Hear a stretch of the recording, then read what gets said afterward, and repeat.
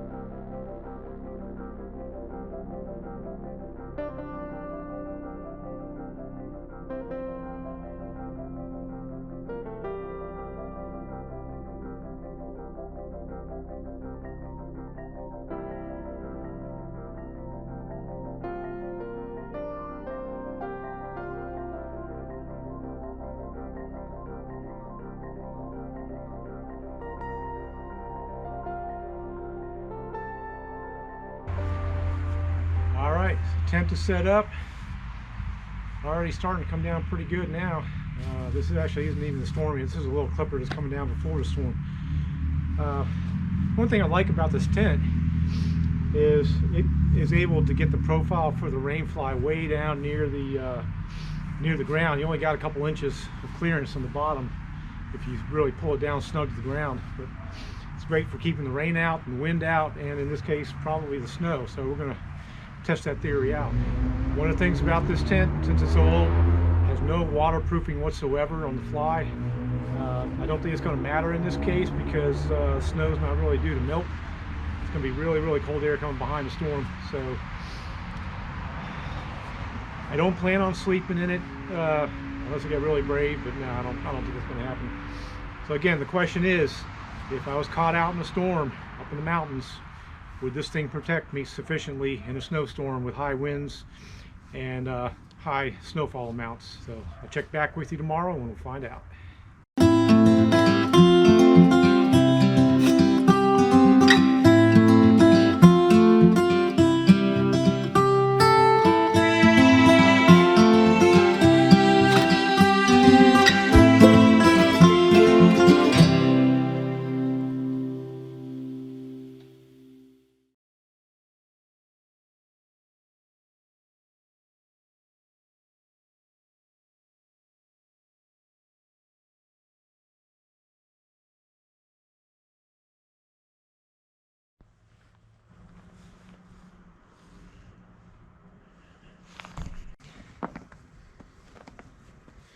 Alright guys, just decided to do a quick status check here. It's been snowing several hours. We got about maybe 2 inches of really fluffy stuff. I can tell already that the fly on this, because it's not water repellent, it is starting to sag. Typically I wouldn't allow the tent to get like this if I was camping, but I'm going to let it be just to see what it does by the morning. But typically you're going to go and you're going to shake off the tent and let the snow fall to the side, just so the weight doesn't accumulate. But yeah, so far so good. We don't have any blowing snow yet. That's coming later, overnight tonight. So I'm sure I would still be high and dry at this point in that tent.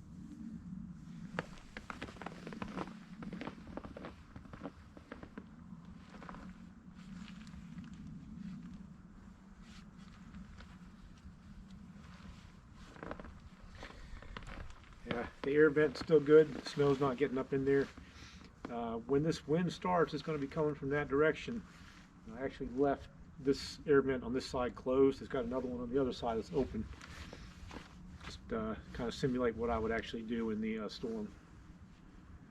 So, all right, I'll do another check-in later.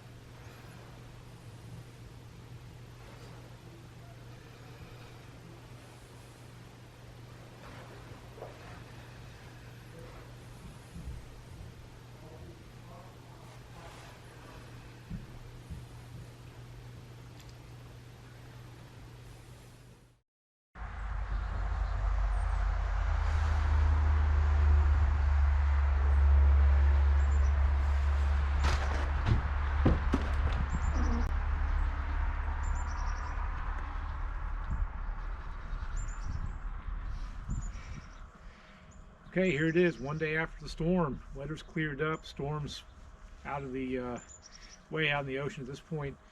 Blue skies, sun today. Still quite cold though. It's only in the 20s.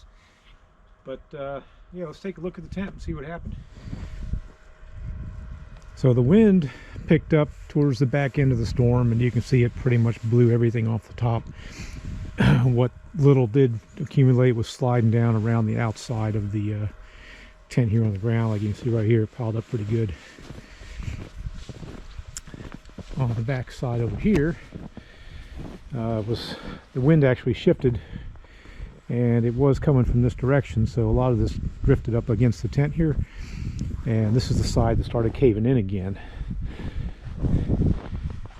So you can see the tent is not fully dome shape anymore, just because the snow is pushing in on the outer edges of the fly. Here's the vent that I had open, and since the wind did shift this direction, I'm kind of curious on how it did. I'm eager to open it up, and I can see the poles are definitely stressing there under the misshapen pressure there. All right, well, let's take a look inside and see how it fared.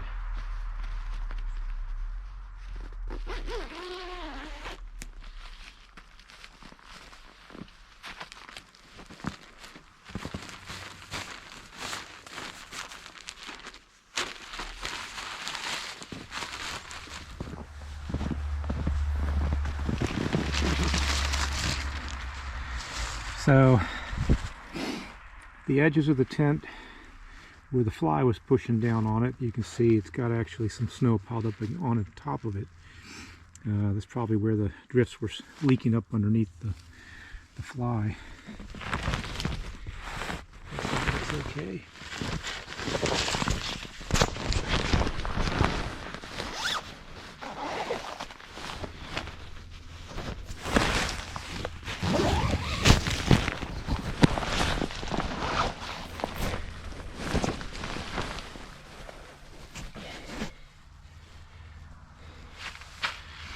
So on the opposite side there, the fly is actually pushed in, it's laying on the ground, but it did not encroach on the tent itself, all the way around the edge.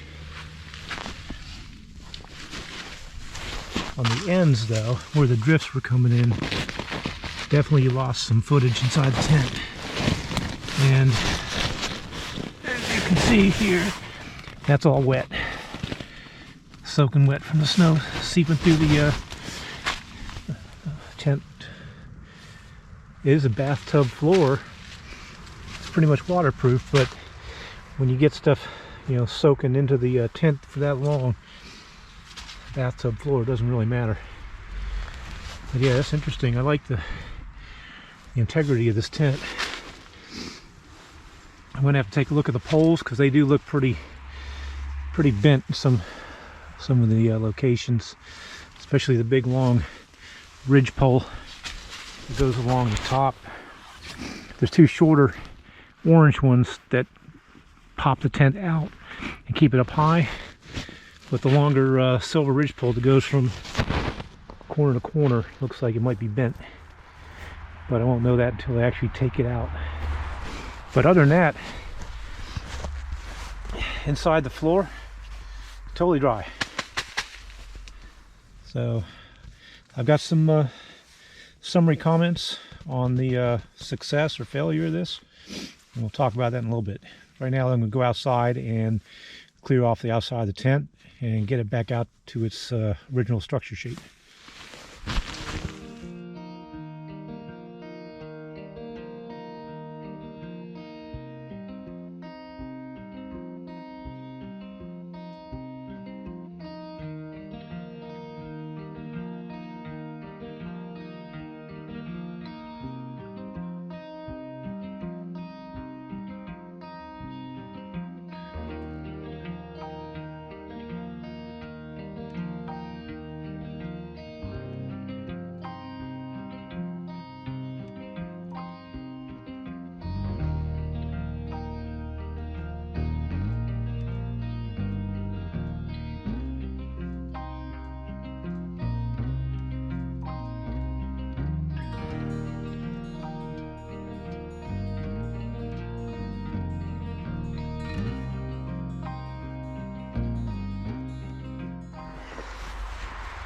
All right, so one thing I've found out as a result of this experiment here, and mind you, I would never do this with one of my new viable tents. You know, this tent is no longer viable for backpacking or, you know, wilderness trip. But Quarter Dome T2 Plus has a ridge pole that goes from corner to corner, which is the main pole. Then there's some shorter ones coming off, these orange ones that end right here, and from that corner over there, which basically lifts up the middle of it and makes the walls pretty high and steep, which is really cool. But they're also held on into place along the seam here with some little Velcro straps on all four corners. And unfortunately, during the stress of all this bending and everything it did, it pulled the Velcro straps off the seams, so the pole is actually not centered on where it should be on the seam. So I think that's where it kind of gave on the collapse when the snow was piling up on it. Same thing with this side. You know, this one's way off. It actually disconnected the Velcro straps from the backing of the fly. The orange poles held pretty good, but without that main ridge pole in place, everything else is shifted off. Yeah, if this was a brand new tent like my Big Agnes, the tents I got are the Big Agnes Copper Spur HVUL1 and HVUL2, so I got the one-person, two-person versions, and that's what I use everywhere I go. They would not have survived this kind of a snowstorm, period, just because they're a ultralight tent, and unless you were really managing that every, 15-20 minutes in a snowstorm, it wouldn't survive. Now the newer REI quarter domes and half dome tents, I'm not sure about the half dome, but I know the quarter domes have gone more of an ultralight style, so they're not going to be this kind of a tank of a tent anymore. They're going to be more like the Big Agnes series and other, lightweight, ultralight style tents. The poles are definitely a lot lighter, a lot less diameter. So, something to think about. All right, everybody. Well, I think my experiment gave me a lot of insight and some good information on this type of a snowstorm and what to expect. I've never really camped in one like that. Hopefully I never will have to. But yeah, we'll talk about it here in a little bit. I'm going to do the rest of the video inside. See you in a bit. Alrighty, so what exactly happened with the tent in this situation? So we'll go through here and just review the video that you've already seen step by step and discuss a little bit. So initially, when I first went out to check it, everything seemed fine.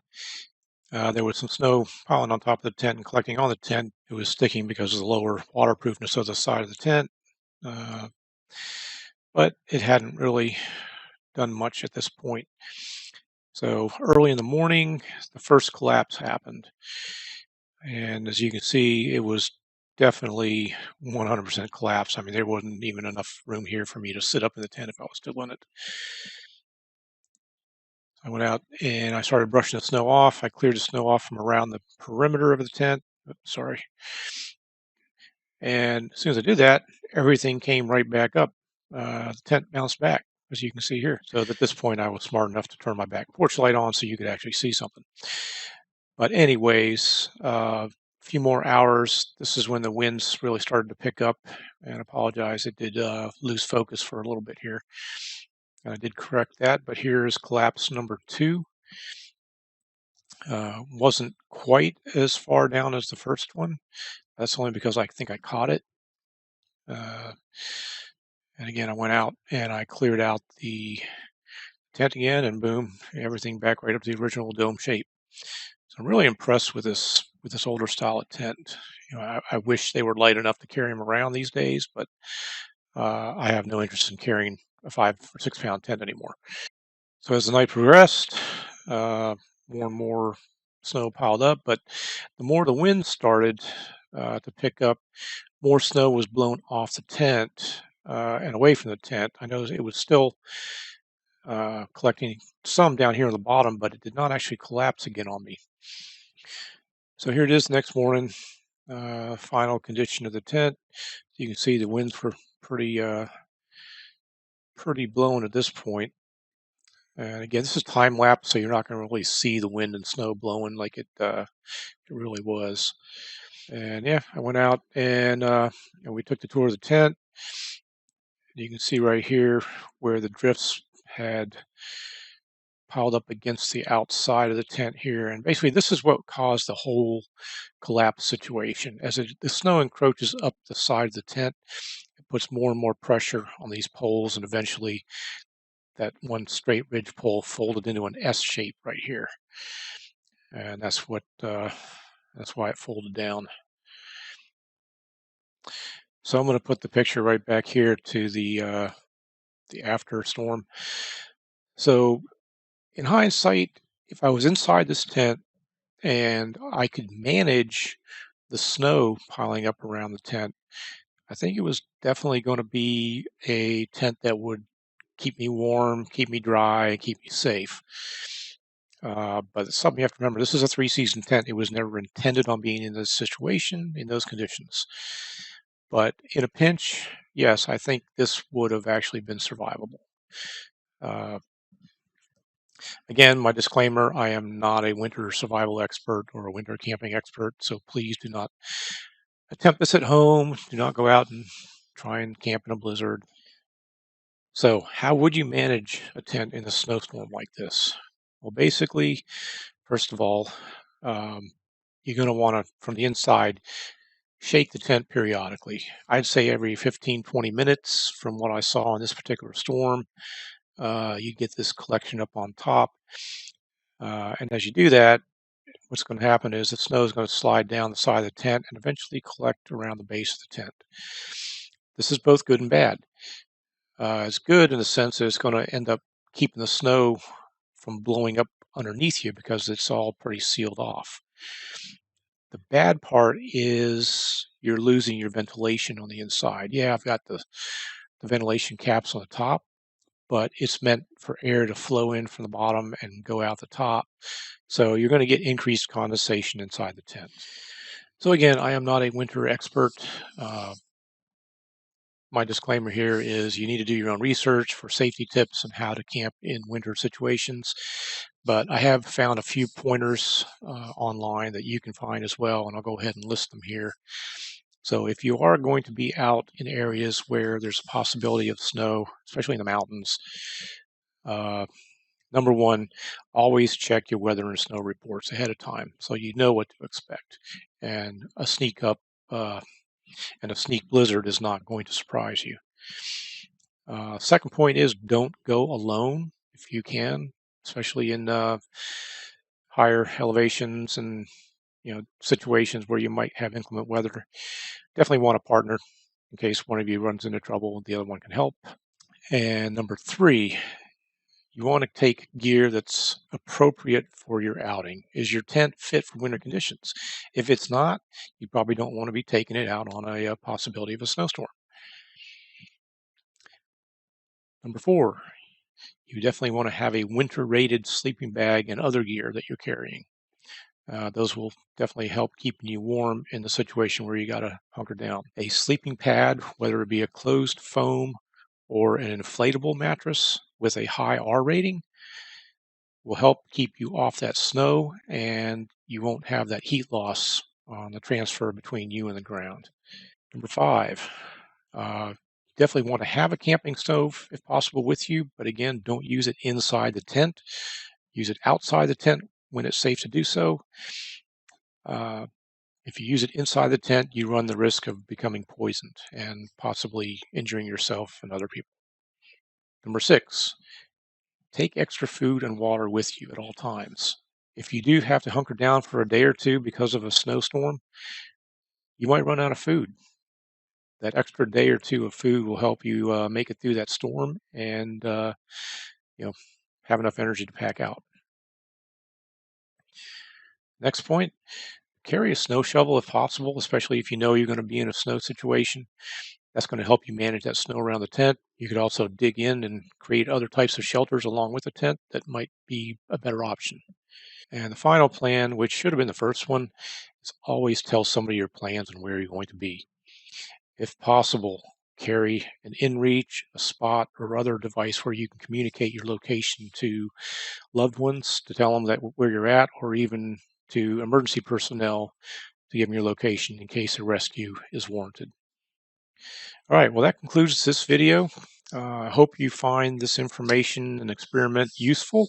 If you do find it useful, please give us a thumbs up down below. If you have any additional comments or tips that you'd like to include for myself or other viewers, go ahead and put them in the comments down below. And if you love our content, please consider subscribing. It costs absolutely nothing but a click, and you'll get notices of future content when it's released. Again, thanks so much for joining along in this video. I hope you liked it, and I'll see you on the next one.